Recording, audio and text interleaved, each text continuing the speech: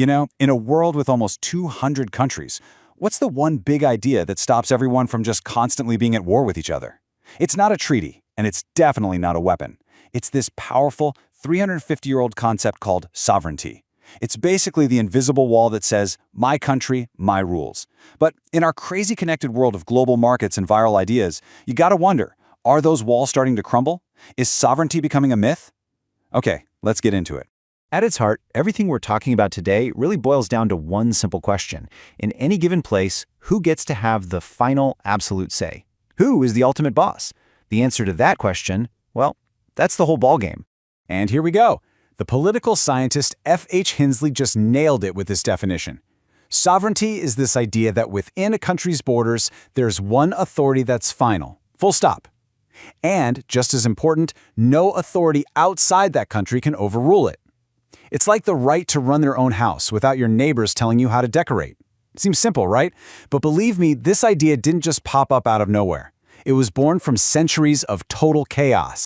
Yeah, the concept of sovereignty as we know it wasn't born in some peaceful philosophy class. Nope, it was forged in the fire of one of Europe's most brutal and destructive wars. It was a very practical solution to a very, very bloody problem. Before we had this idea, authority was just a tangled web. I mean, imagine a map of medieval Europe. Instead of clean, crisp borders, it's just a confusing mess of overlapping claims to power. You might be a peasant who's supposed to be loyal to your local lord, but also a distant king, and oh yeah, the Pope in Rome, all at the same time. And get this, law wasn't something politicians created. It was something you discovered from ancient customs or from God. You can see how a system of divided loyalties like that was basically a recipe for constant conflict.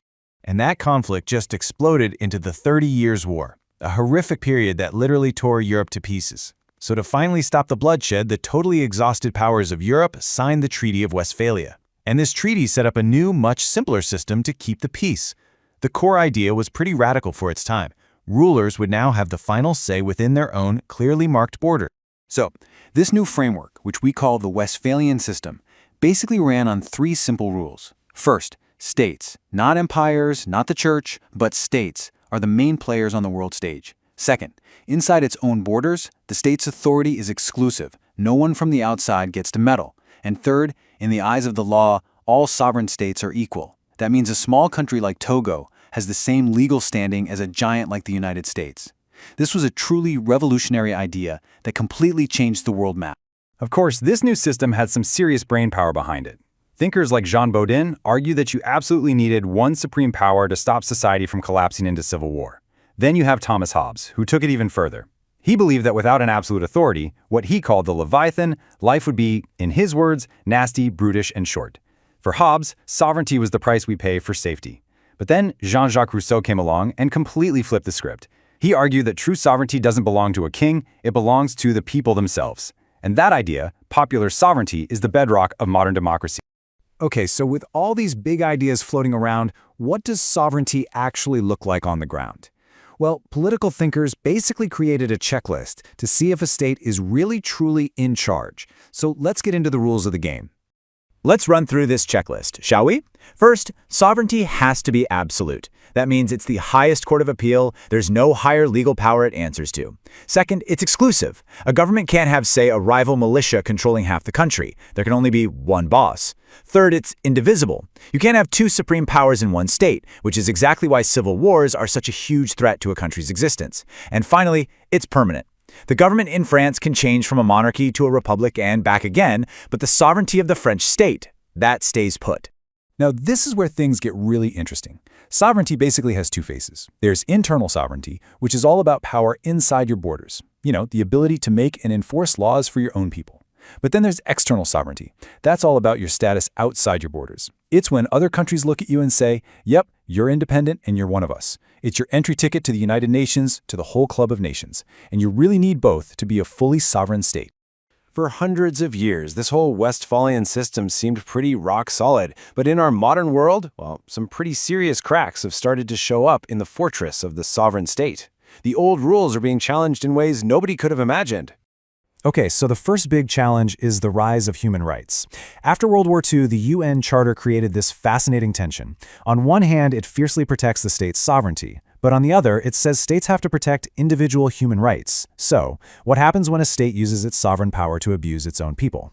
Well, since the 1990s, an idea called the responsibility to protect has been gaining ground.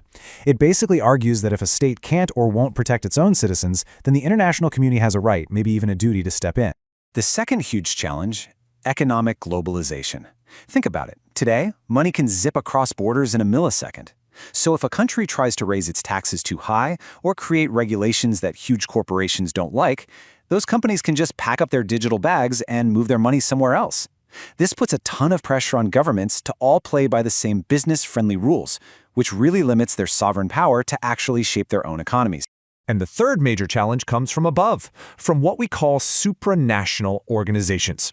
These are groups like the World Trade Organization, or, the most famous example, the European Union.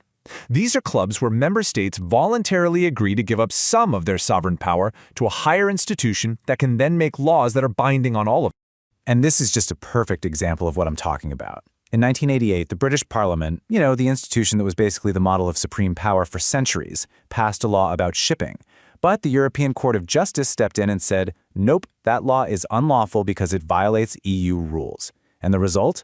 The supposedly all-powerful British Parliament had to back down. A higher supranational authority overruled a national one. So it begs the question, right? Who was really sovereign in that moment? So with all these challenges piling up, from human rights, from global markets, from these supranational groups, where does that leave this 350-year-old idea? What does sovereignty's next chapter even look like? Which brings us to the ultimate question for our time, really. Is the whole concept of an all-powerful, independent state just obsolete? Is it a relic from another era, totally unsuited for our interconnected world? Well, the answer seems to be it's complicated. Sovereignty is, without a doubt, under incredible pressure from all these forces that are redrawing the lines of power. And yet, for all of its challenges, it's still the keystone holding up our entire international system. It's the fundamental principle that all of our international law and diplomacy is built on. So maybe the question isn't whether sovereignty is dying, but what it's evolving into. Because as power keeps shifting away from national governments and towards global corporations and international bodies, the real question becomes, who's going to write the rules for this new chapter? And will we, the people, actually get a say?